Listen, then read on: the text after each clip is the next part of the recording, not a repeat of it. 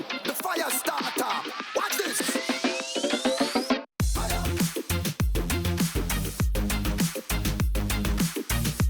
So, to set the tone for this panel, because it is called orange pilling the masses after all, I just want to emphasize the fact that it's not just about, me on stage, Steven on stage, and Nick on stage.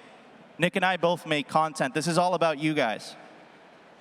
And to set the tone, I'm going to read the first paragraph of a very influential piece that Corey Clipson, CEO of Swan, wrote.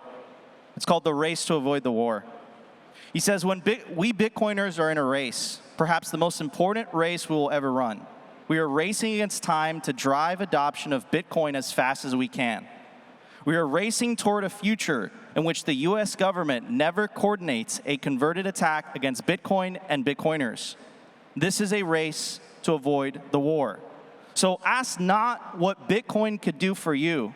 Ask what you can do for Bitcoin. All right, Steven.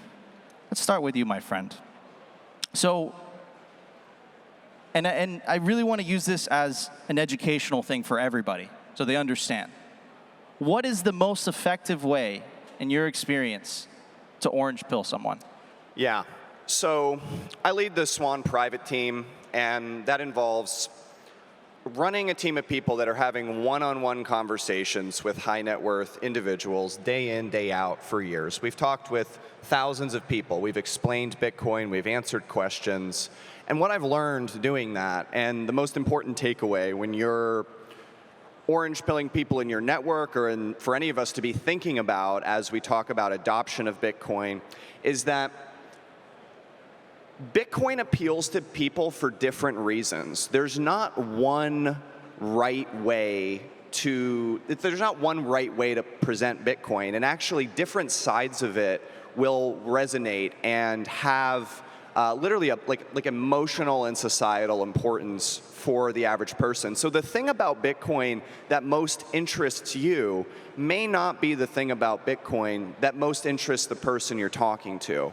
And so you need to know who you're talking to. You need to know what they value, and you need to know what is the side of Bitcoin that you want to present to them, because Bitcoin is extremely multifaceted, and over time, the community has broadened so much, and I've seen this play out in real time, that people get into it for a huge variety of reasons, and Bitcoin's important to them for a huge variety of reasons. So the most important thing is being able to understand why other people value Bitcoin, not just why you value Bitcoin. Gotcha. Nick, you come from an academic background and also a finance background. So the same question to you. What is the most effective way, in your experience, to orange pill somebody? It changes over time. I think that's for sure. When you get into Bitcoin and you're so enthusiastic, it's a blinding enthusiasm, and you want to convert every single person in your life. I think that's how many of us start with our orange pilling journey. You just want to orange pill as many people as you possibly can. Then over time, you realize that not everyone has the openness and is ready to hear it.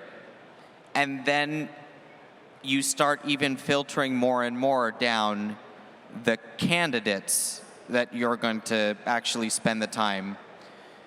And for me now in education, it's more inbound than it ever has been. And so I almost don't even think about outbound orange pilling anymore, but instead crafting the highest quality story and narrative that I can about Bitcoin. And so that's what I try to do with my research and my course, my first book and my next book. It's all about the way that I feel is the best way to explain this thing. And so when, as Steven said, approaching different people from different angles, finding out what might make them interested in Bitcoin. For me, what makes Bitcoin interesting to me, I think it can change the world. So when I write, And when I tell a story, I'm trying to really explain to you why I think it can change the world. Got you. And I got a sense when both of you guys answered that, right? That orange pilling is hard. It's not something easy to do. Why do you think it's so difficult for people to truly understand Bitcoin? Why do you think it takes so long? And I'm also speaking from my personal experience. I didn't fully grasp Bitcoin, at least for a year or two, and I'm still falling down the Bitcoin rabbit hole. I'm still having those eureka moments as if I just got into Bitcoin. So Stephen, why is it so hard for people to wrap their head around what's going on? You can't originally convince someone to be interested in Bitcoin because of data, because of complicated Austrian economics, because of convincing them about the realities of capital misallocation. There's many technical arguments, there's many nuanced and deep arguments for why Bitcoin is good for the world and why it'll be effective, it'll succeed. But those arguments generally, for most people, are not the thing that's going to get them over that initial hump. And what that initial hump is interest. It's individual, personalized interest. And so you said crafting the right narrative. And that's correct, because it's narratives that convince. Narratives are human scaled. Narratives are how people, actual people, make sense of the world. They don't do so through generally like data or complex arguments. And so you need something to get them over that initial hump, something which they can connect with, which feels alive for them, which feels real, which feels substantial. Most people, I would argue, get into Bitcoin because they think it can do good for the world, because there's something about it which is actually positive for our society, for human civilization, for humanity. And that may sound like a grand statement, and I'm not prone to, I try not to speak in hyperbole, but that is, I think, a deeply held belief for most Bitcoiners. And that's what needs to land. It can't just be an investment. It can't just be, hey, this is something you can do to make money. There's got to be substance there. And I see the Bitcoin community as a very substance-driven group of people. Same question to you, Nick. Why do you think it's so hard for the individual, for somebody, to grasp Bitcoin? Why do you think it takes them so long? We know Bitcoin is interdisciplinary.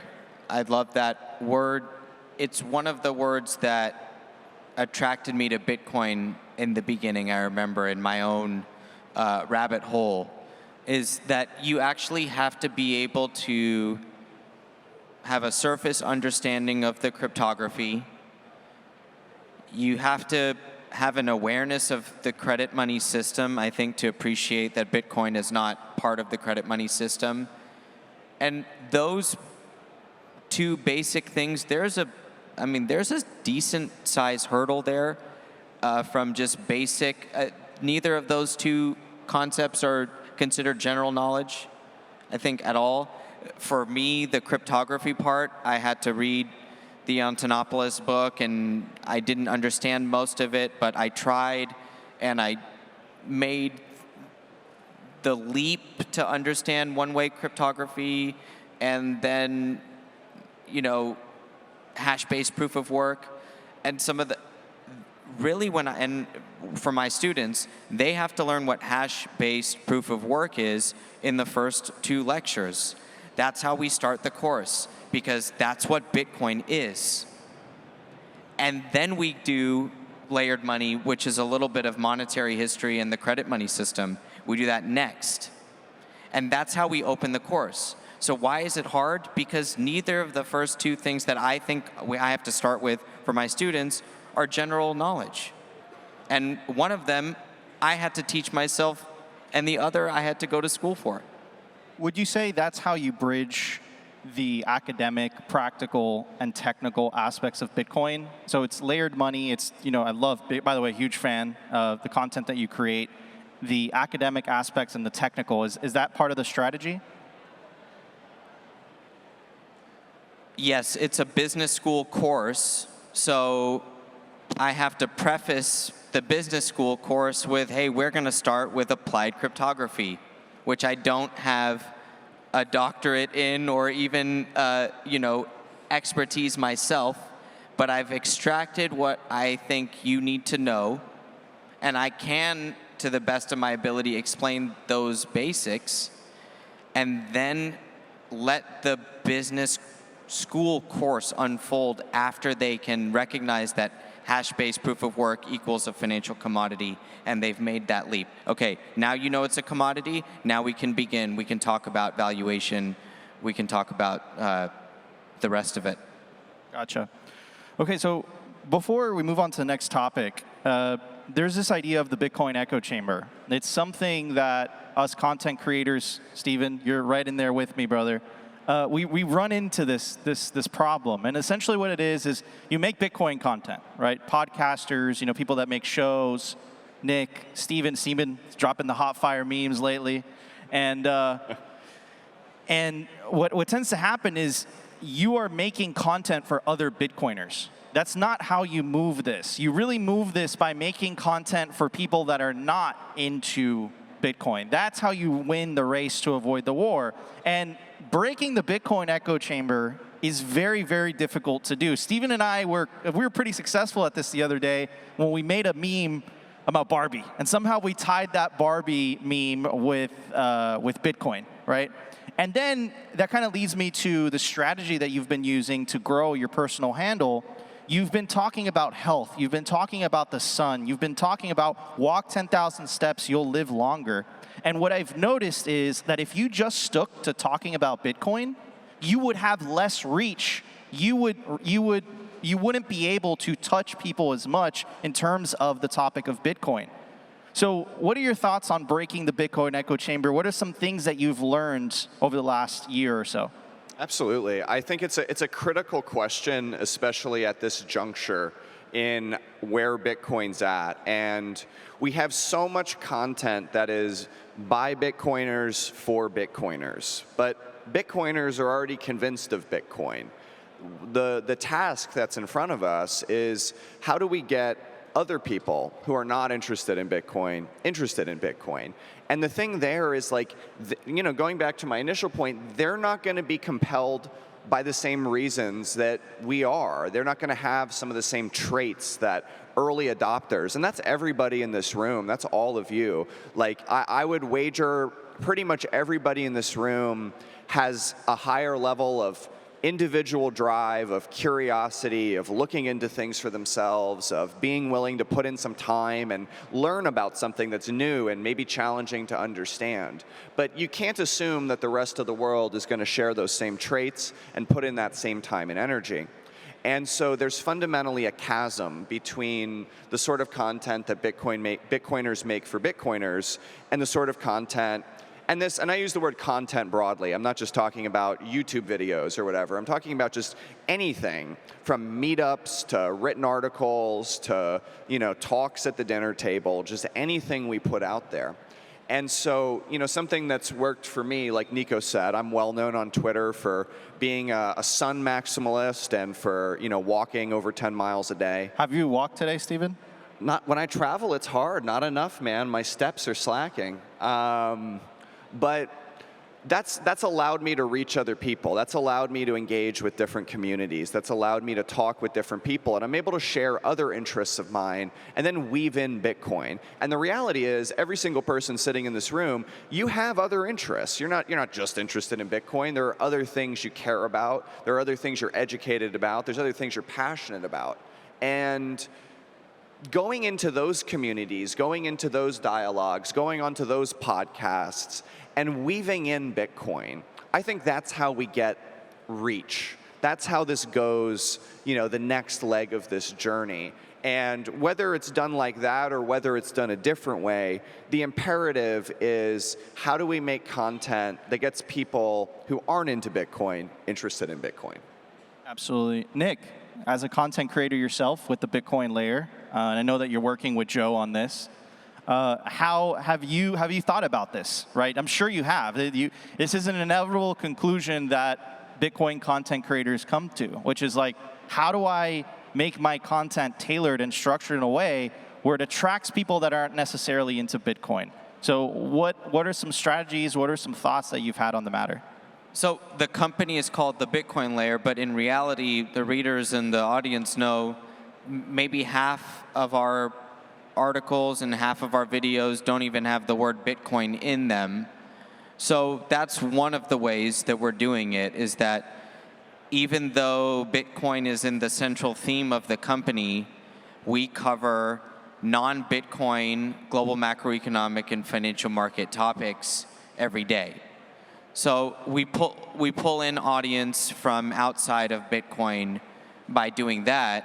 And I know a lot of my audience, a lot of them are first-time Bitcoiners or even pre-coiners, but want to understand. And so if I am able to deliver high-quality research to them 3 times in a row that doesn't have any Bitcoin evangelism whatsoever, and then you have a post that's half bearish on the price, but explains something in an interesting way, you can potentially attract people that are trying to be objective investors or not trying to come at with it with like a bias, right? Because the pro-Bitcoiners have the pro-Bitcoin bias, and then the people that they're orange pilling might have the anti-Bitcoin bias, and they're trying to convince them. Well, we're not even necessarily trying to meet either of those types of people, but instead people that might just pay for high-quality financial research and use it to contribute to their investment thesis. So that's one of the things that I'm doing. But then another thing that governs the way that I write and the way that I produce the videos as well is that I don't try to assume that Bitcoin is the solution for me or for you for today. I'm not here to push that on you. And I tell my team at the Bitcoin Layer, there are some companies in the space, it is their mission to advance Bitcoin. I applaud those companies. We're not one of those companies. Our mission is not to advance Bitcoin. Our mission is to educate people and give them resources to potentially embrace Bitcoin. It's in the company name, so I don't have to advocate for Bitcoin if I'm trying to deliver research. So not pushing Bitcoin and operating with a mission of advancing Bitcoin helps me keep a neutral and more independent approach to it, and maybe that will attract people that might be turned off by the evangelism side of it too. And I can't help the evangelism. I love Bitcoin, so I think that's part of what evangelism is you have to love that or have your heart in it to then deliver a message. So I do that too, but it can't be what I lead with for a research firm, right? People can know that about me at the same time as not leading with that. Gotcha. And it's a very interesting phenomenon, because what I've noticed with a lot of Bitcoin content creators or Bitcoin podcasts is that they start as like a technical podcast. They start talking about Bitcoin, but slowly but surely they start like branching out to macro, geopolitical. And I think it's because Bitcoin it's this all-encompassing thing. If we're right about Bitcoin, if this truly becomes the next world reserve currency, it's going to change all aspects of society fundamentally. So it makes sense. It makes sense. Look, I want to talk about the thing that I think, in my experience, orange pilling people has been the hardest step, has been the thing that has been most difficult for people to grasp. Steve, I'm going to start with you. Let's talk about self-custody. What do your clients say when you bring up this idea of self-custody?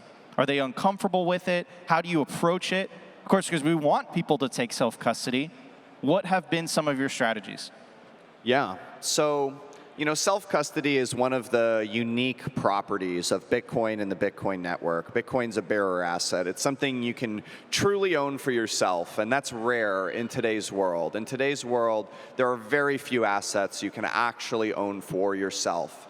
And so it's a critical part of Bitcoin, but it's also a technical challenge, which I think it can seem worse than it is, but it's a mindset challenge. It's a complete worldview shift of who is responsible for my financial assets. Is it me or is it the bank? Is it me or is it Vanguard? Is it me or is it Fidelity? And so there's a big change there, and I think downplaying the sort of shift of personal responsibility over that is not helpful to downplay that. And as such, like, I try to take a pragmatic view. At Swan, we want everybody to take self-custody. You know, we have no desire to hold your coins for you. But I recognize that many people may not be ready to do that on like day one, immediately out the gate. And so it depends on the individual. You could scare them away. You can scare them away. You can scare them away. And that's what happens is, like, if somebody comes to me in the private wealth team and says, hey, I'd like to make this large investment in Bitcoin, and I say, okay, we're not going to let you do that unless you immediately learn this brand new thing and do it right away. That's going to be a barrier, right? And so there's an education process. There's a process by which say, hey, okay, you can make that purchase. You can get an initial allocation to Bitcoin. And I actually think getting that initial allocation, that's the right first step. Get some exposure. Own some of this thing. Then get a hardware wallet. Set it up. Put $100 of Bitcoin on it. Send some transactions. Back it up from a seed. Go at your own pace. And when you feel comfortable, and we're there to help, move all those funds over. And maybe some people are able to do that sooner, and some people, it takes a little bit longer. Or even, people have, IRA accounts, they have retirement funds, there's trust accounts with us, there's business accounts with many, many stakeholders, and then who holds those keys and how do you do it? We just recently launched our multi-sig product, which actually makes some of those conversations a lot easier.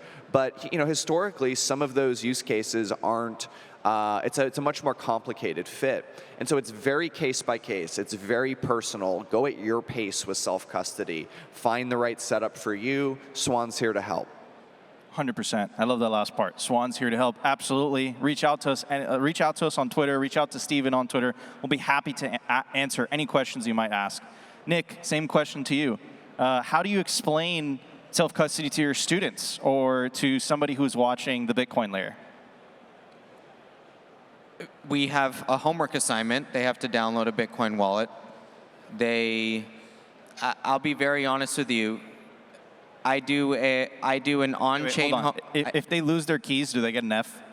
Well, somebody said to me on Twitter, the guy that rug pulls you and doesn't send you back sats gets an A.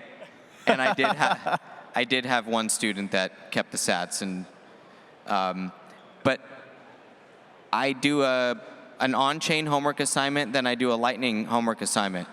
And the on-chain has to be first because you have to understand what it is like to have a Bitcoin wallet, a private key, a seed phrase, what those things mean, what it means to use the blockchain, what it means to have a transaction in the mempool, and have a transaction confirm. All those aspects are, I think, important parts of learning what Bitcoin is. So you have to use it. You have to use it to understand it fully. And the difference between the Coinbase account login and the hardware wallet to the students is you have to make that clear basically on day one. But after that, advocating for the next degree of self-custody, it really does come down to responsibility. And I think a topic that is not discussed enough, but I'd like it to be discussed more, is that all the individuals in this room that have a hardware wallet or some other self-custody solution that have a backup as well, written down somewhere, buried somewhere. Is there anybody else in your life that should know about that if you die? And that's the next level. And so as a dad, I had to have those conversations the last couple years. As we have to plan, you just have to plan stuff out.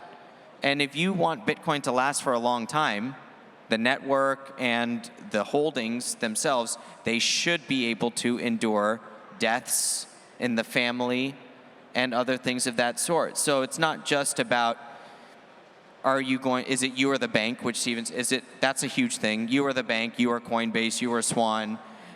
You have that decision all the time. That's one decision. Take it one step further even. If it's you and not the bank, how are you thinking about that within the context of your family and multiple generations of your Bitcoin as well? Gotcha. Yeah, and it's definitely something to think about, right? Because I can only speak for myself, right? My mom's been a hardcore Bitcoiner since 2016 without a shadow of a doubt. But if I tell her to send me some Bitcoin from our multi-sig, she'll be like, what? So yes, that's definitely something that you have to carefully plan. Guys, things are changing. Michael Saylor said this in a very famous space. He said that there's 3 things that need to happen for Bitcoin to hit $5 million. And those things are slowly happening. The first thing that he said, that there needs to be a spot Bitcoin ETF. Well, we have the largest asset manager in the world, BlackRock, that applied to do that this year. Second thing he said, that there needs to be a change in the FASB accounting rules. Check that off the list. That just was announced. That just happened. And the third thing he said is that traditional banks had to launch the capability to take custody of their customers' assets. That also happened as well. So 2 out of the 3 things. And the BlackRock spot ETF, I don't know how much longer the SEC could hold that up. So have all these things that have been happening on the institutional side, all this interest, have they made it easier for you to orange pill people? Is it an easier conversation, especially that BlackRock is involved, that Banco Santander is saying good things about Bitcoin? They just launched a report talking very, very well about El Salvador. You could have never have imagined this 5 years ago. You would have been laughed out of the room. So has it made it easier for you, Stephen, in your experience? Yeah, absolutely. And you make a great point. I mean, you could have never imagined this stuff 5 years ago. Like, you know, if you had said any of these things in 2017, if you had said, hey, you know, a country is going to adopt Bitcoin, they're going to mine Bitcoin with volcanoes, like, you'd be laughed out of the room. But that's where we are.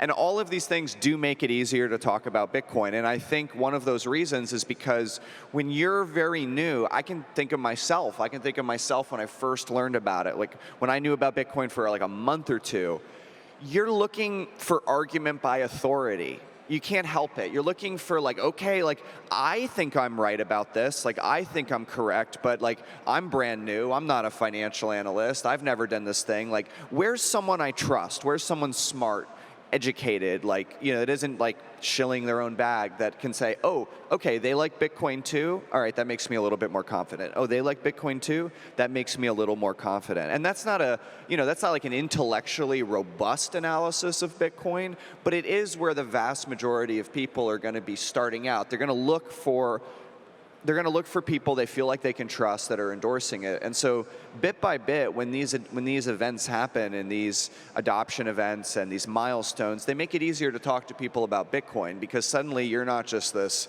crazy Bitcoin guy that's into Bitcoin trying to convince somebody. It's like, you know, look, like, the world is changing. This is becoming a major financial asset. This is becoming something that presidential candidates are talking about, that our largest financial firms are adopting, that countries are adopting, that is owned in, you know, huge, like, large numbers of people and meaningful quantities. And all of that, it lends weight to the argument. It lets you speak about it more. 100%. I want to end it with this, because I said I started this this panel with this idea. It's not just about Steven orange pilling people. It's not about Nick just orange pilling people. It's not about me just orange pilling people. It's about you guys orange pilling people. So Nick, we got about 40 seconds left. What advice would you tell the audience? What would you tell them? Bitcoin is a fixture now. And when you tell people about Bitcoin, the initial reaction is no longer an intense doubt. There is a palpable recognition that this shit isn't going anywhere. And so just tug on that string because it's there. It's just not going anywhere. People already realize that. Absolutely. Ladies and gentlemen, this was Orange Pilling the Masses. I'm Nico Moran, Stephen Lubka, Nick Bahtia. Thank you. Oh, hi. Do you have your ticket to the next Pacific Bitcoin Festival? Join us as we shine a light on the best of Bitcoin and Bitcoiners. Visit pacificbitcoin.com for the best deal on tickets now.